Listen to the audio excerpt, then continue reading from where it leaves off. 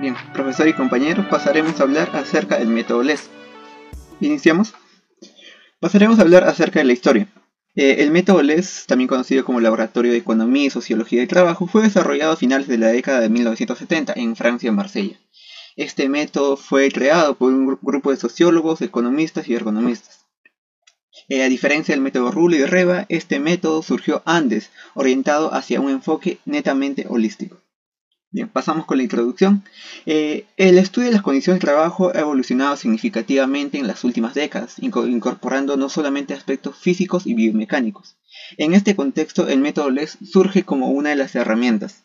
El método LES propone una visión global del trabajo. Su estructura se basa en 5 dimensiones fundamentales: el tiempo de trabajo, contenido de trabajo, relaciones socioprofesionales, entorno físico y trayectoria profesional, lo que permite abordar una realidad laboral desde una perspectiva sistemática. Recordemos que el método LES presenta un enfoque esencialmente cualitativo. Bien, siguiente. Pasaremos a definir acerca de los objetivos. El primer objetivo es evaluar de forma integral las condiciones de trabajo desde una perspectiva ergonómica, organizacional y psicosocial, con el fin de identificar factores de riesgo y proponer mejoras. El siguiente objetivo es detectar las condiciones finales laborales que podrían generar malestar, fatiga o riesgo psicosocial al trabajador. Siguiente. Ámbito de aplicación del método LES. Este método se puede aplicar en empresas industriales y manufacturas, también en el sector de servicios como el comercio, la salud, etc. En proyectos de intervención ergonómica participativa. Bien, ahora pasaremos a hablar acerca del resumen de la aplicación. El paso número 1 es la preparación del método de estudio y análisis del puesto del trabajador. Siguiendo tenemos la valoración y codificación de los resultados obtenidos. Como tercer paso tenemos la interpretación de los resultados y discusión con los trabajadores y responsables. El cuarto y último paso tenemos propuestas de mejora y recomendaciones concretas acerca de mejorar las condiciones del trabajador. Para las herramientas tenemos el cuestionario, el cual es el documento oficial donde se van a registrar las observaciones. Usamos también un cronómetro o reloj donde se van a medir la duración de las posturas y así saber la frecuencia de los movimientos.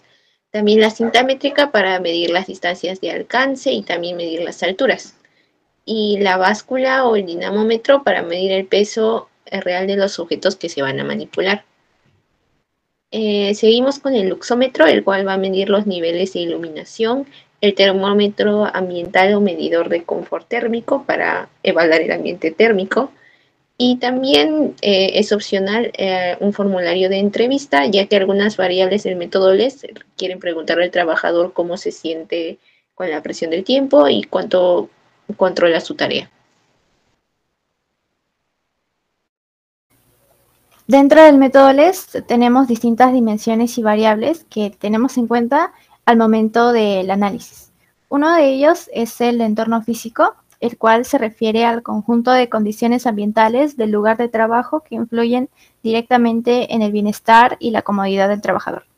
Dentro de ese apartado podemos evaluar 4 factores, los cuales son el ruido, temperatura, la iluminación y la ventilación. Si bien estos factores para la evaluación del método no se utiliza una medición instrumental, a pesar de que, por ejemplo, en el caso del ruido, a una exposición constante o mayor a 85 decibeles ya puede haber una afectación en la audición. El análisis para este método es más que nada cualitativo, ya que se enfoca en la percepción subjetiva del trabajador. El incumplimiento de ciertas recomendaciones ergonómicas que podemos ver en el PPT puede llevar también a afectaciones tanto en el corto como a largo plazo. Más que nada, como podemos ver en los apartados de ruido y temperatura, ya que, por ejemplo, el ruido laboral prolongado puede causar una pérdida en la audición o un exceso en la temperatura del ambiente laboral, más que nada en un espacio cerrado y en un corto periodo de tiempo, puede ocasionar un sofocamiento en el trabajador o en el conjunto de trabajadores. En la carga física tenemos la carga estática, el cual es el esfuerzo físico que se mantiene durante un tiempo prolongado sin movimiento, como estar de pie durante horas, mantener los brazos levantados mientras pintas un techo o sujetar una herramienta pesada en una misma posición, los cuales pueden causar una fatiga muscular localizada o circulación o problemas de circulación. También tenemos dentro de esta carga física la carga dinámica, el cual va a ser el esfuerzo físico, pero las cargas se van a manipular mientras el cuerpo está en acción, en movimiento, como levantar y mover cajas, martillar de forma continua o caminar cargando peso, lo cual puede causar tendinitis o desgastar articulaciones por sobreuso o provocar la fatiga generalizada. Bien, la carga mental se refiere al esfuerzo constante de pensar, organizar y gestionar responsabilidades, lo que puede generar agotamiento y estrés. Entonces, los factores que aumentan la carga mental son la presión de tiempo, tareas múltiples, complejidad, falta de información, vigilancia constante. Bien, ahora, ¿qué sucede cuando la carga mental es excesiva? Bueno, un nivel alto de carga mental puede causar fatiga mental, estrés o ansiedad, errores frecuentes, bajo rendimiento y riesgo de accidentes. Siguiente PPT, por favor. El método LES considera los aspectos psicosociales como un factor clave en la evaluación ergonómica de un puesto de trabajo. Estos impactan significativamente en la salud y el bienestar del empleado.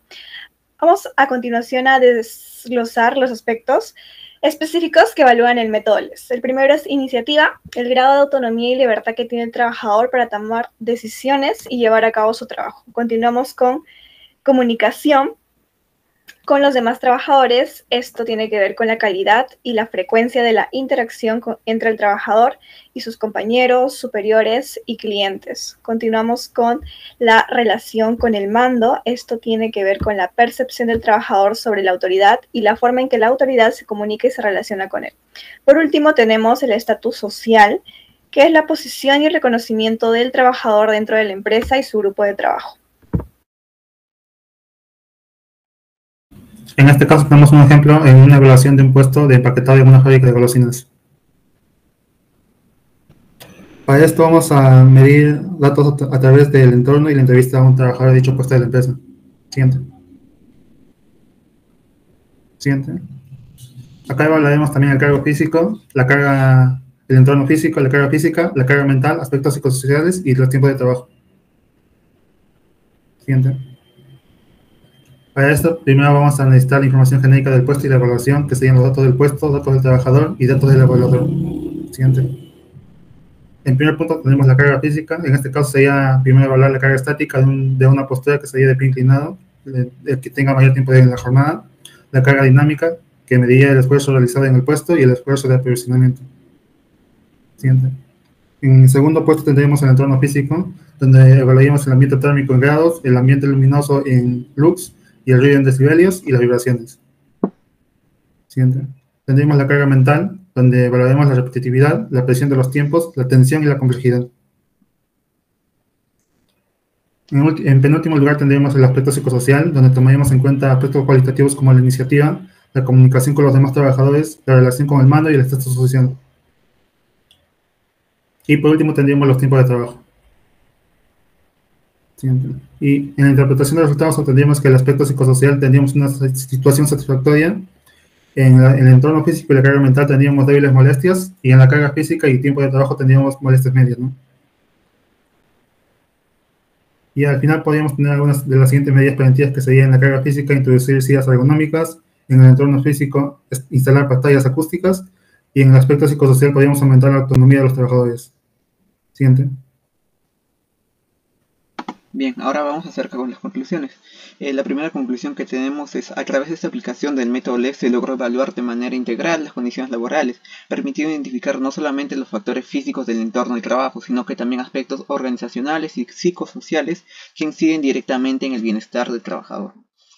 Como segundo punto tenemos que la evaluación evidenció diversas condiciones laborales que podrían generar malestar, fatiga y riesgos psicosociales. Estos hallazgos refuerzan la importancia de intervenir en la organización del trabajo y la dinámica social dentro de la empresa.